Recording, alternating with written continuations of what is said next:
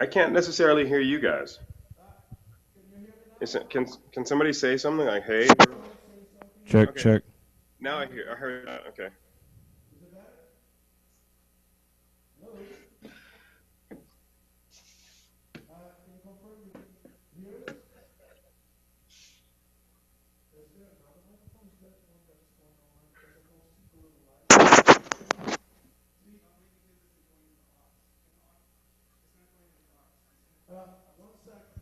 Is this one? This one's working. Can you hear this one? I'm changing microphones. I think now. Can you hear me now? Me? Yeah, yeah, I can hear. Okay. So, hi, Paul. I'm Hey. Jovino Santos Neto. I'm the teacher of this tech production class. So the class is technical productions for musicians. Okay. And we got an opportunity to see the videos that were sent by Megan, who's also here, and Hey, Alec Megan. Edmonds. You know Megan. Mm-hmm. And we have our students here.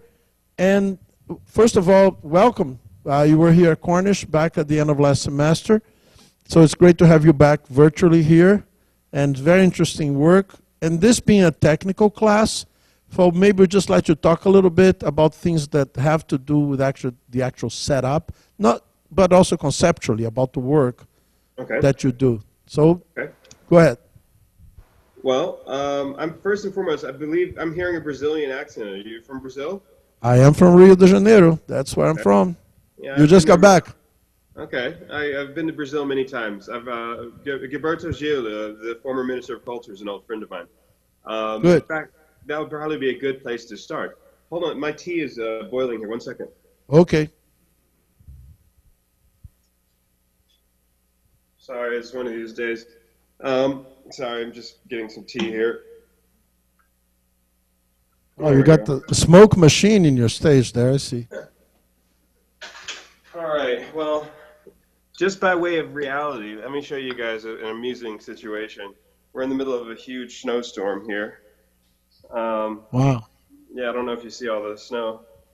Um, I'm walking you through my studio space here. It's so when you can you guys see all that? Yep, yep. All Looks right. So good. yeah, I'm in the mountains here. So yeah, let's talk about when you said you wanted to talk about some of the more technical aspects. I think first and foremost, no technology exists outside of a social context. So let's give you guys a little bit of backdrop. This last year represented a major anniversary for, regretfully, a milestone of a very negative situation, which is the American bombings of Japan. And also, I don't know if you guys have been following the Republican debates and the sort of presidential election cycle, but say, for example, most of the presidential candidates on the Republican side of things keep talking about carpet bombing ISIS and things like that.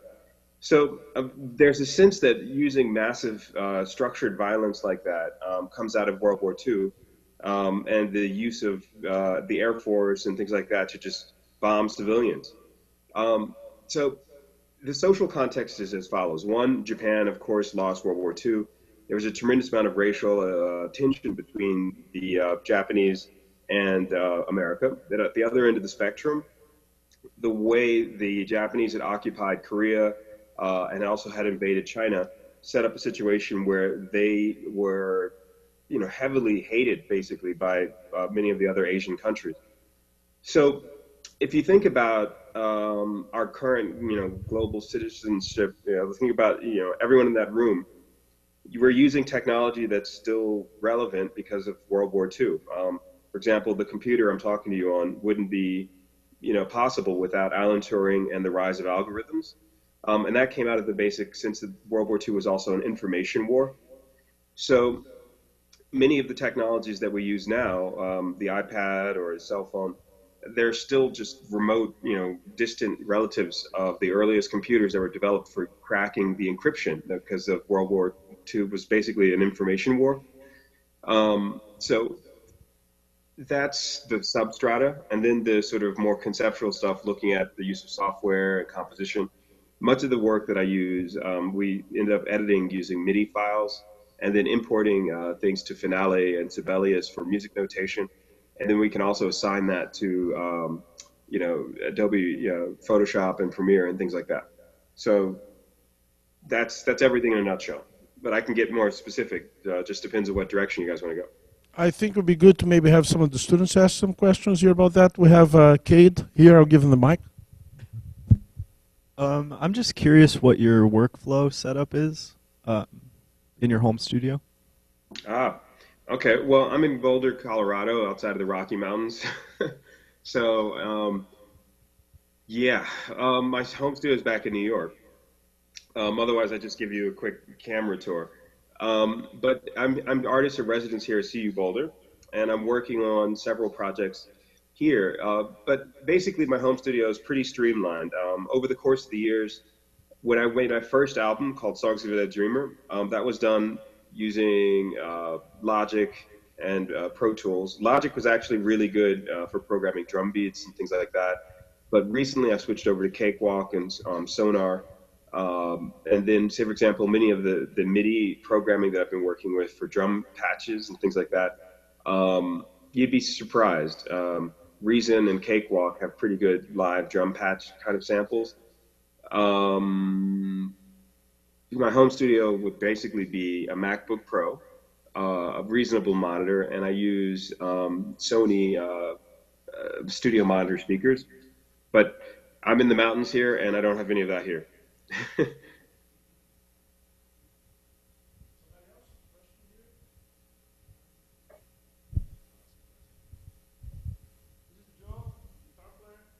Hi.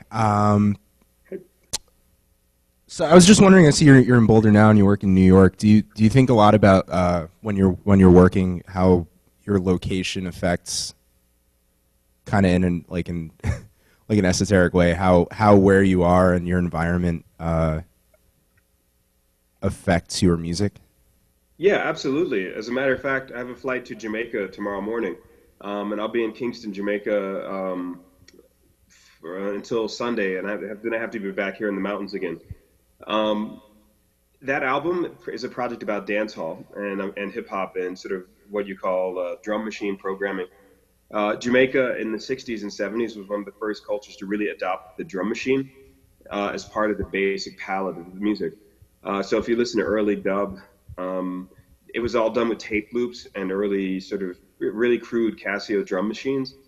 So there's a really intriguing situation there in that dance hall and hip hop are sort of the global vernacular.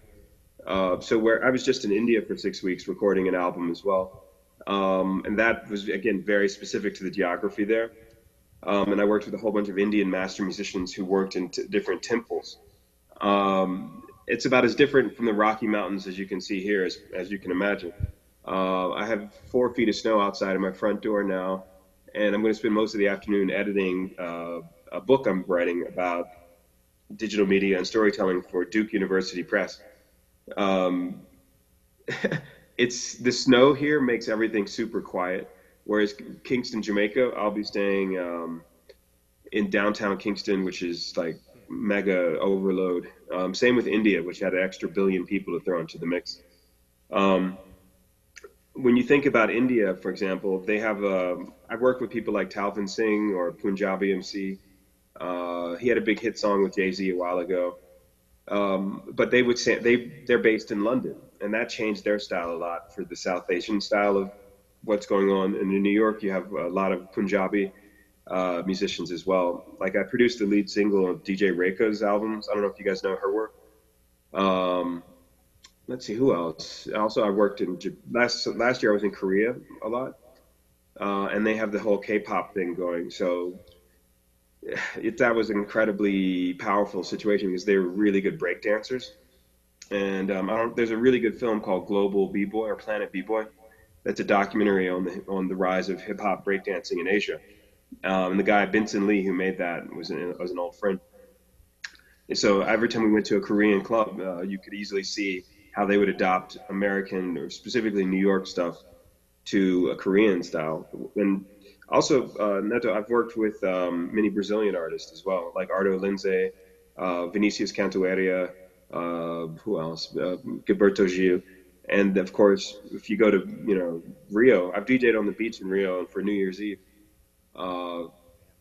I could, the whole ballet funk and other styles of, Jamaican kind of electronic music that influenced the Brazilian style. When you get there, it's very clear that they have a Caribbean kind of syncopated style. So, long story. Absolutely, geography is crucial. But as an artist, you have to keep your ears very open. I have to admit, many American artists don't listen to international music. They kind of just stay in very specific American kind of vernacular, and that's really boring. Thank you. Hmm. Yeah, that's really interesting what you're talking there about. First of all, the artist as being a mobile person, and nowadays we have the physical means to be in several continents in the course of a lifetime. And that's something that for the greatest majority of human beings who are born, raised, and die within, say, a 20-mile radius of where they were born. And a lot of people never leave unless it's something dramatic, like slavery or wars or refugees that take them far away from where they were born. But at the same time, this kind of cross-pollination of cultures and DNA, musical DNA, cultural DNA, and genetic DNA creates a kind of like possibilities. And what you're talking about, for instance, we have samba reggae in Brazil, in Bahia, most specifically, more than Rio, and all the things about the baile funk you mentioned too, and also about Indian music. I also been to India a few times, working musicians there and playing with them, and it's fascinating because we see the difference and the commonalities as well. So we also see the parts that refer, like a lot of Brazilian rhythms, when we play them in India, they love it because it refers to something that they have from their culture that ultimately came to Brazil with the Portuguese. But my question has to do more about the technology aspect of that because, first of all, because that's what this class is the main focus of the class. But also, back in the day, I'm still old enough that I used to travel, go to England with rolls of tape.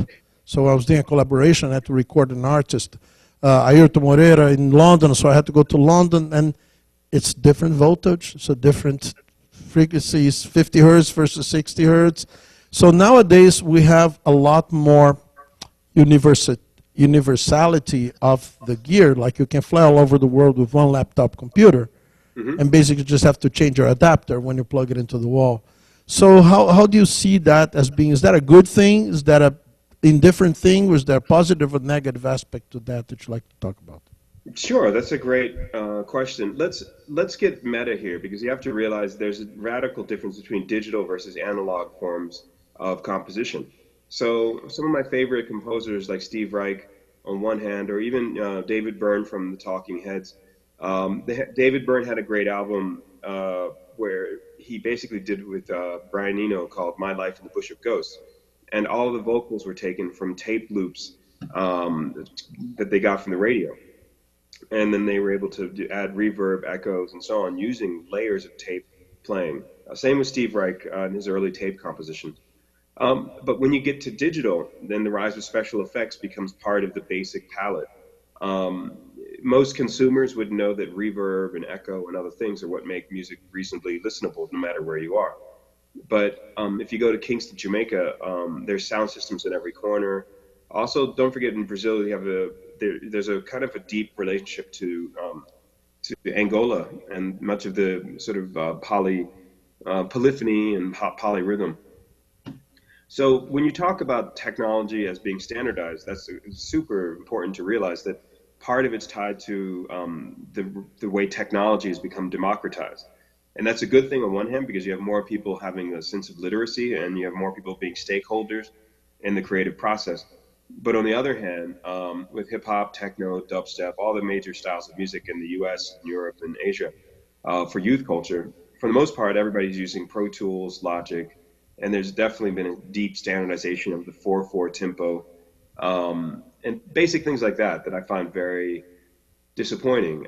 When I was in India, I was in a different city every couple of days, and it was a powerful thing to go to work with all these traditional musicians. People have been playing the same style of music for generations in one family. One of my favorite guys is Nusrat Fateh Ali Khan, and his family have been playing the same instruments literally for almost 500 years. And in America, you're right. I mean, there's a nomadic sense that most people are moving in a different city or different locale every couple of years. And many of the musicians and artists I know, they have to tour because the global economy, it's no longer about being in one place and putting an album out. It's much more about the live experience for the audience wherever you are. So the musician is caught in a kind of a negative feedback loop where they have to, present the work constantly all over the world. So if you become a reasonably successful musician, you're going to be traveling more than at any other time in human history. We are the modern pirates. Well, my next book is called Digital Fiction: The Future of Storytelling, and I'm really interested in the role that stories have kind of provided a shock absorber, so to speak, for all of this idea of globalization. And if you think about theoreticians like Marshall McLuhan on one hand, and on the other hand, some of the people who really dug deep into digital culture, like Kraftwerk or Afrika Bambaataa in hip hop, they really all were about what you call planet rock. Their first impulse was to go global.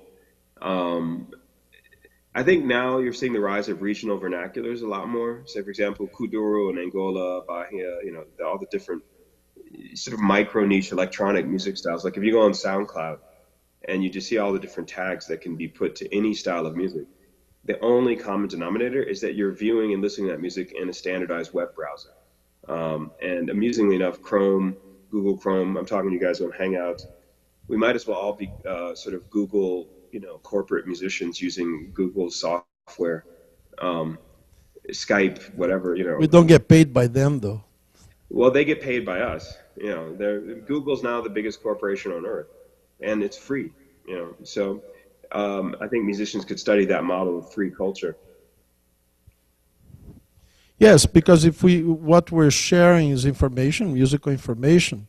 There's a sense, and I think that this is true because all these people here are musicians and they're composers, instrumentalists, vocalists, and we have the sense that we're selling a product as what we create, used to be a performance or a CD or a recording or a video. But at the same time, the greatest majority of what we give to the world actually ends up going there for free because we want promotion. So you make a video and the video goes out there for free, or you create a blog or you tweet or the Facebook page, all those social media outreaches, which in a way are open. But there's also, I think that relationship is heavily mediated still by big persons. You take things like Spotify or Pandora, that they actually play your music out there, but it's the creator of content. It's actually a very small cog in that gearbox, where the mediator and the people who sell the ads and the CEOs of these companies. So, do you have any thoughts about that? About how that is that just, or is that just the way it should be? Do we have to get used to that? No, I mean, it's probably going to get deeper and weirder. There's no question about it. As globalization marches on, you're going to have not only more and more people who have no idea how their computer works, but also the sense that, like, say, for example, if you look at Apple, it's a closed ecosystem versus Android, which is the sort of largest mobile system in the world. Can I ask the audience, how many of you guys have an iPhone? Okay. Anybody have Android? No, okay. There's one back there. Okay. And then probably nobody has a BlackBerry, just a guess, right? BlackBerry's here? No. Nope. Maybe a Windows 10 phone? No, nobody Windows. Windows here, anybody? My wife uses Windows 8.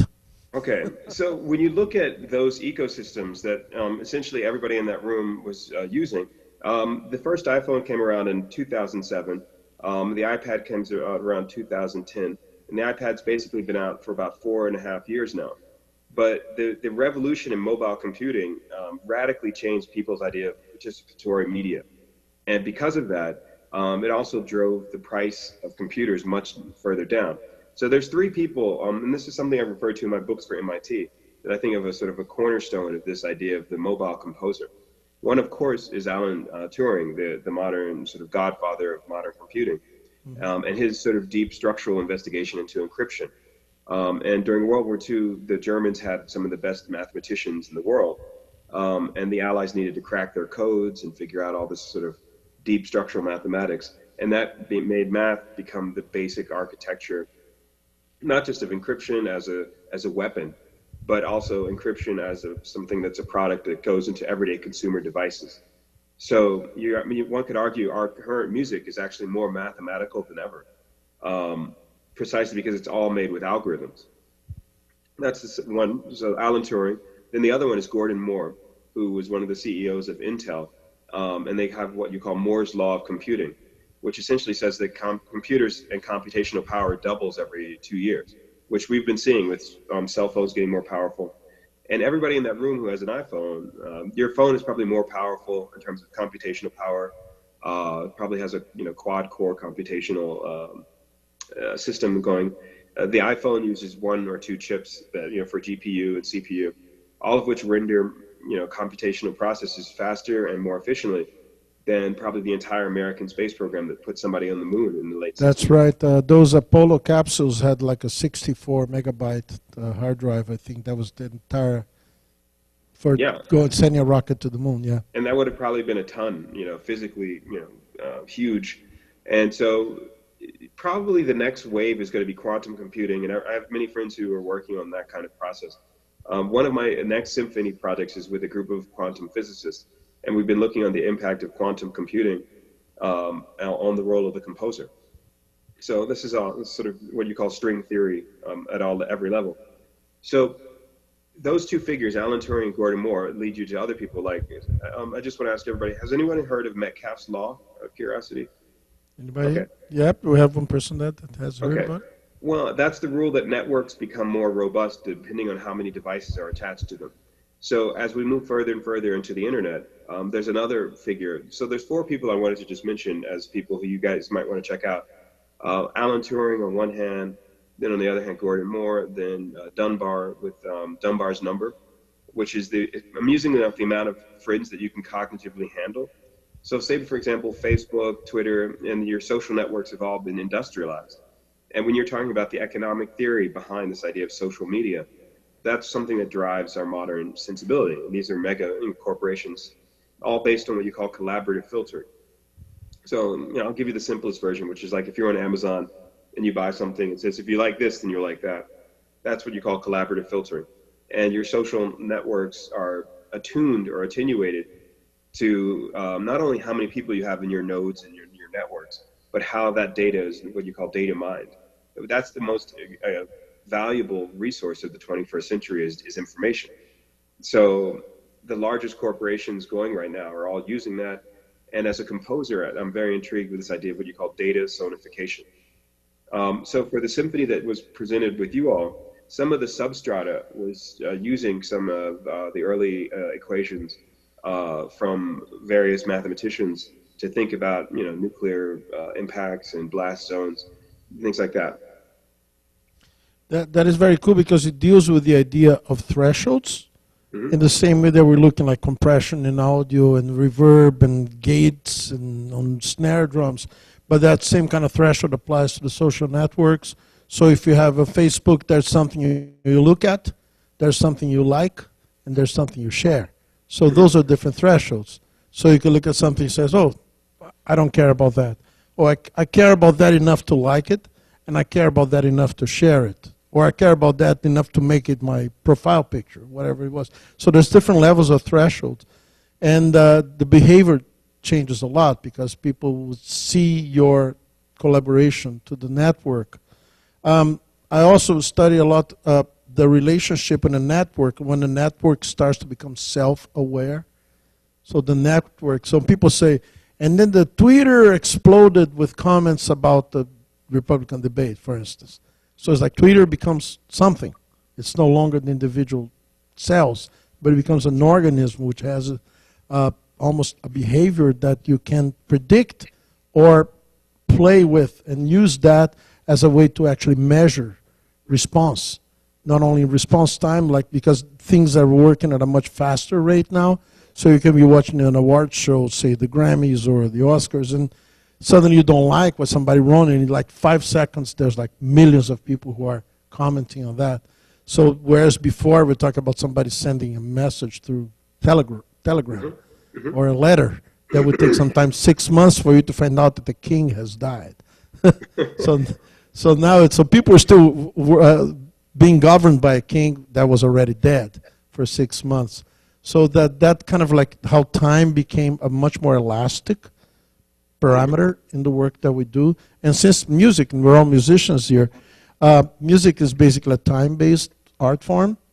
It takes place. So I'm asking you to maybe give us a few words. I'm also aware that we have a time limit, so I don't want to overstay our welcome. We really appreciate so much of sharing your insights with us. They're very cool. But about one thing that we notice nowadays is that there's also a threshold of attention. If you give people like a certain extended piece of music, how much of that they're actually listening to before they start to search for the next Facebook post or the next YouTube video. So there used to be, back in the days of the LP, the 20-minute sort of slot, which would be a side, the side of an LP. We don't have that anymore. So do you have any thoughts about how you use in your own work the threshold of attention of people? Can you hold them for an extended period of time? Sure, that's a great question. And let me just put it from this point of view, because I know you all are involved with some of the technical aspects of composition. Most songs in human history were never 3 minutes. So after World War II, you had the rise of what they call the LP, the long playing record. And they needed to actually say, look, we got to get out of this realm of the single, which was just a short song. If you listen to early American radio, which is where a lot of this kind of stuff became very popular, you had musicians like Duke Ellington and Fats Waller and stuff like that, and those are the sound of modernity in the 1920s. And you'd have families gathering around what you call a cathedral radio. And in the 1920s, that actually helped standardize people's taste, because more and more millions of people began to hear the same songs. So you had the rise of this idea that the record industry helped standardize people's taste. Before that, it was mostly regional vernacular folk music. If you were an African American musician, you would play blues in the regional of this, kind of style of the South. But when you go to the North, you start hearing more like jazz, and it turns into rock and other things.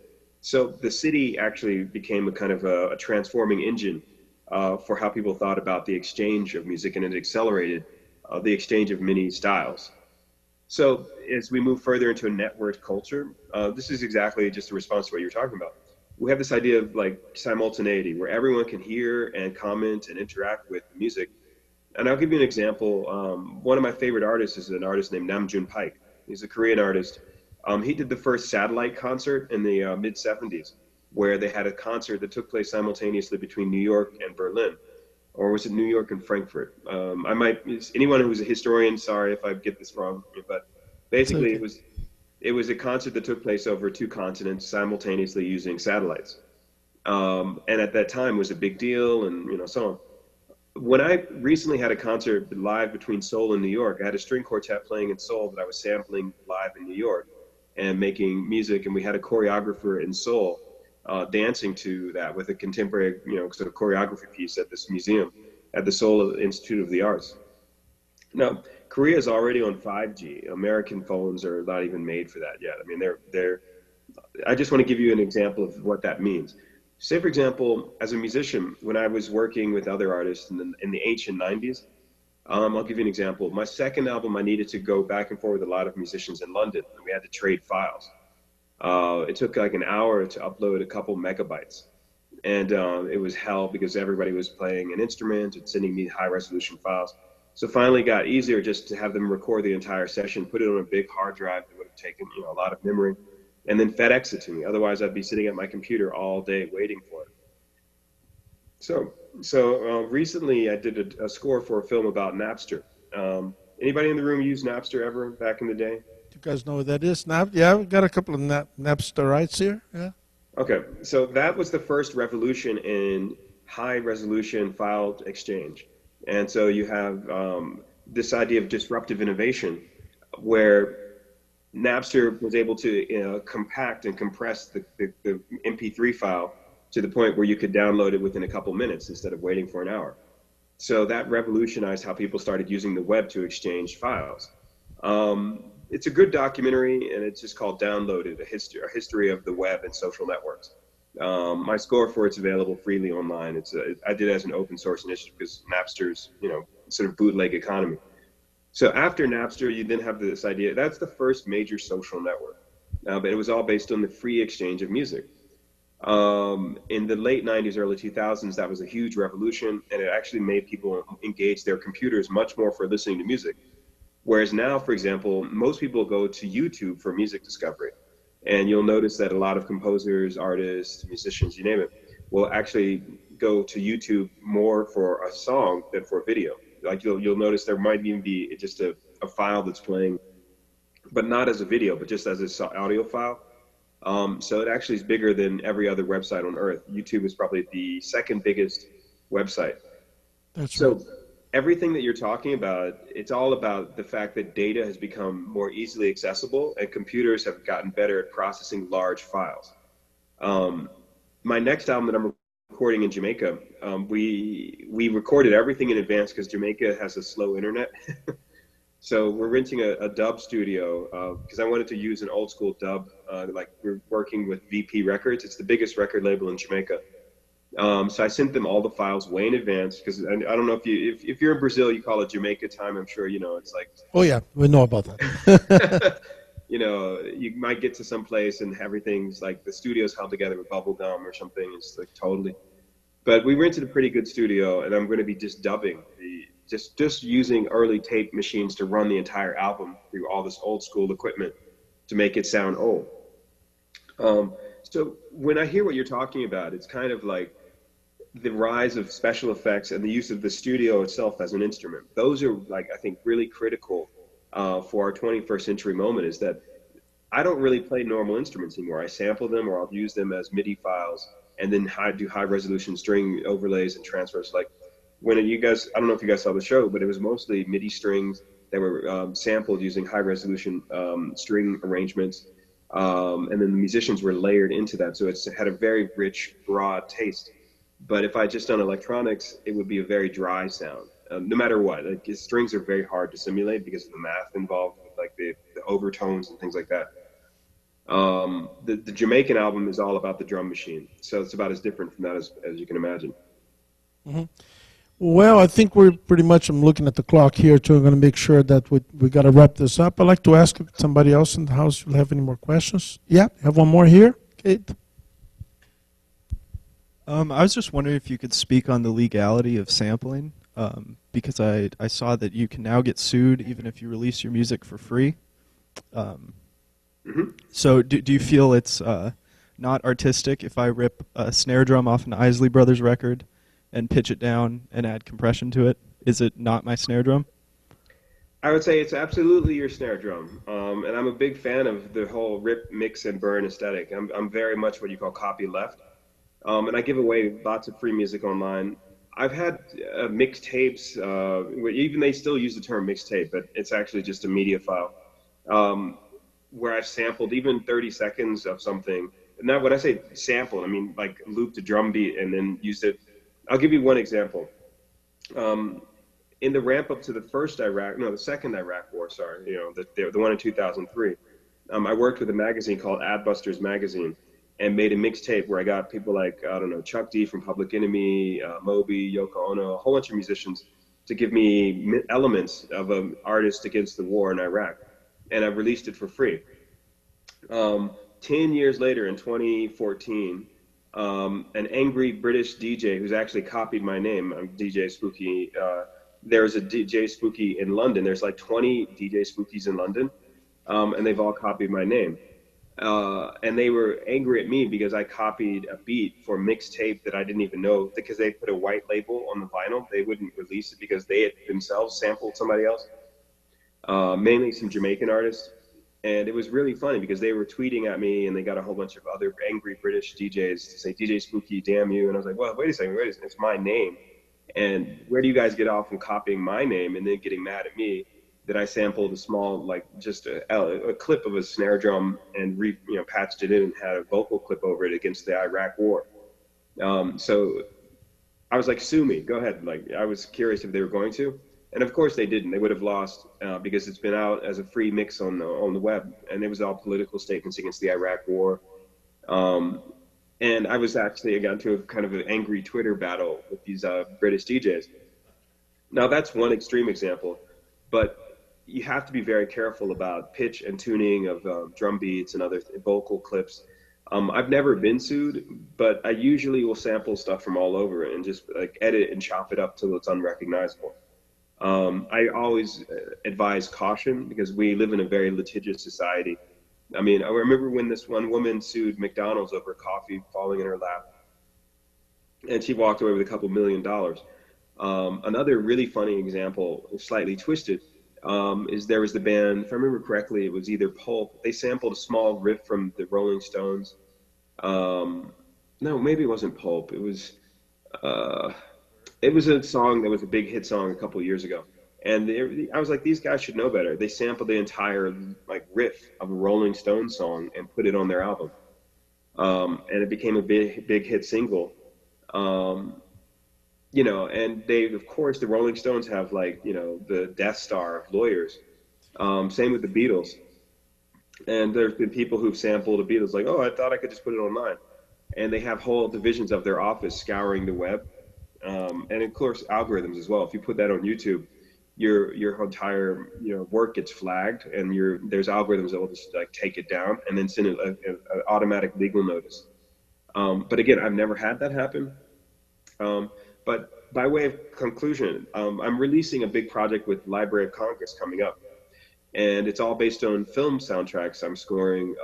I'm working with the estate of Max Roach, who's one of my all-time favorite jazz musicians. But he also had some unreleased film soundtrack scores. So we're working to restore early film from about 1896 to 1924, which falls in what they call orphan works, or before copyright law kicks in. And we're having a whole bunch of composers. You guys are open to do this as well if you like. But the idea is that we're going to have electronic musicians rescore early silent film.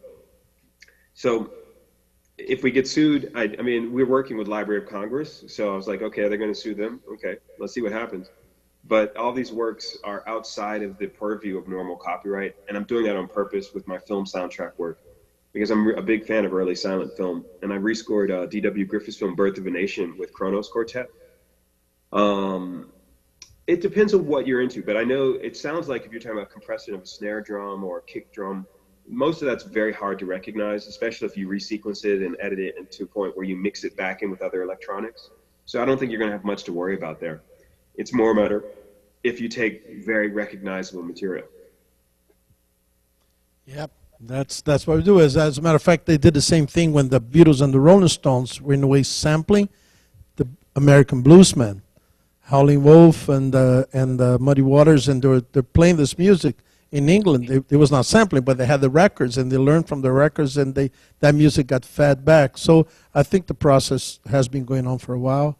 Oh yeah, British. The British always copy everybody. I mean, the freaking Brits. I don't know. I'll give you, Led Zeppelin, for example. All of their main songs are copies of African American musicians who never got a penny.